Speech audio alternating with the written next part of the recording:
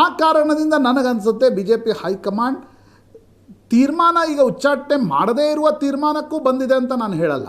ಹಾಂ, ಆದರೆ wait and ವಾಚ್ನ ಪಾಲಿಸಿಯಲ್ಲಿ high command ಇದೆ, ಡಿಫರ್ ಆಗಿದೆ ಡಿಸಿಷನ್. ಫೆಬ್ರವರಿ 2ನೇ ವಾರದಲ್ಲಿ ಹಿಂಗೆ ಅನಿಸಿತ್ತು. ಇಲ್ಲ, ಅವರು ಎಲ್ಲ ನಾಯಕರಿಗೂ ಕರೆದು ಹೇಳಿದರು ನಾವು ಯತ್ನಾಳ್ರ ಮೇಲೆ ಕ್ರಮ ತೆಗೆದುಕೊಂಡು ಬಿಡ್ತೀವಿ ಅಂತ. ಈಗ ಯತ್ನಾಳ್ರು ನಿಮ್ಮ ಮೇಲೆ ನನ್ನ ಮೇಲೆ ಸಿಟ್ಟಾಗಿದ್ದು ಅದೇ ಕಾರಣಕ್ಕೆ ತಾನೇ, ಹೌದು, ಉಚ್ಚಾಟನೆ ಬಗ್ಗೆ ಮಾತಾಡಿದರು ಅಂತ. We were speaking it on the sources what we got in Delhi.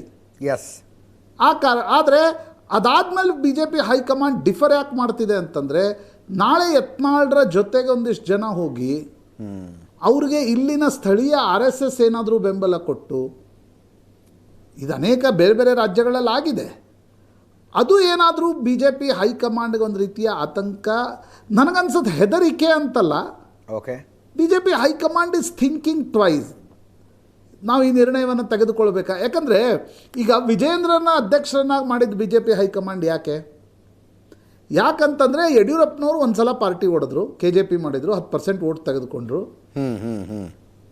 2023ರಲ್ಲಿ ಯಡಿಯೂರಪ್ಪನವ್ರನ್ನ ಮುಖ್ಯಮಂತ್ರಿ ಸ್ಥಾನದಿಂದ ಕೆಳಗಿಳಿಸಿದಾಗ ಯಡಿಯೂರಪ್ಪನವರು ಆ ಮಟ್ಟದ ಒಂದು ಪ್ರತಿಸ್ಪಂದನೆಯನ್ನು ಪಾರ್ಟಿ ಕ್ಯಾಂಡಿಡೇಟ್ಸ್ಗಳನ್ನು ಗೆಲ್ಲಿಸುವಲ್ಲಿ ಕೊಡಲಿಲ್ಲ, ಕೆಲವೊಂದು ಕಡೆ ಸೋಲಿಸಿದ್ರು ಅಂತಕ್ಕಂಥ ಆರೋಪವೂ ಕೂಡ ಅವ್ರ ಮೇಲಿದೆ. CT ರವಿ ಸೇರಿದಂತೆ ಕೆಲವರನ್ನು ಸೋಲಿಸಿದ್ರು ಅಂತ.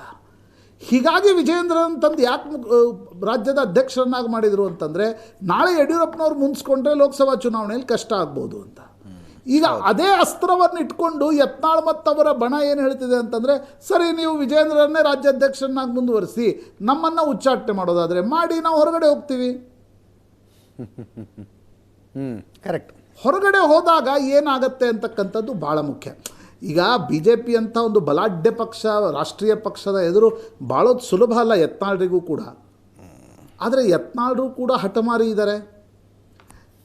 10% ಬೇಡ, 2-3% ವೋಟ್ ತೆಗೆದುಕೊಂಡ್ರೂ ಕೂಡ ಮುಂಬೈ, ಕರ್ನಾಟಕ ಮತ್ತು ಕರಾವಳಿ ಭಾಗದಲ್ಲಿ ಈಗ ಪುತ್ತೂರಿನ ಉದಾಹರಣೆ ಕಣ್ಮುಂದಿದೆ.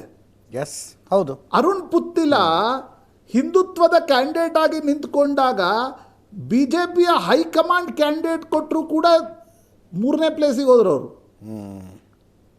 ಅಲ್ಲಿ ಕಾಂಗ್ರೆಸ್ ಗೆತ್ತು ಪುತ್ತೂರಿನಲ್ಲಿ. ಶಕುಂತಲಾ ಶೆಟ್ಟಿ ನಂತರ 2013ರಲ್ಲಿ ಗೆದ್ದಿದ್ರು ಶಕುಂತಲಾ ಶೆಟ್ಟಿ ಕಾಂಗ್ರೆಸ್ ಟಿಕೆಟ್ ಮೇಲೆ. ಈ ಬಾರಿ ಮತ್ತೆ ಕಾಂಗ್ರೆಸ್ಸಲ್ಲಿ ಗೆತ್ತು, ಅಶೋಕ್ ರೈ ಗೆದ್ಕೊಂಡ್ರು. ಹೀಗಾಗಿ ಆ ಆತಂಕ BJP ಹೈಕಮಾಂಡ್ಗಿದೆ. ನನಗನ್ಸುತ್ತೆ ಅಜಿತ್, ಮುಕುಂದ್ RSSನ ಸರಸಹಕಾರ್ಯವಾಹ ಏನಿದ್ದಾರೆ ಅವರ ಜೊತೆಗೇನು ಯತ್ನಾಳ್ರ 1-2 ಮೀಟಿಂಗ್ಗಳಾಗಿವೆ ಅಂತಕ್ಕಂಥದ್ದನ್ನು RSS ಮೂಲಗಳು ಒಪ್ಕೊಳ್ತಾ ಇವೆ.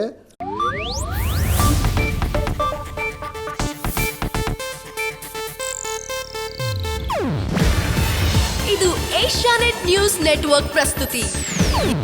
ನೀವು ನೋಡ್ತಿದ್ದೀರಾ ಏಷ್ಯಾನೆಟ್ ಸುವರ್ಣ ನ್ಯೂಸ್.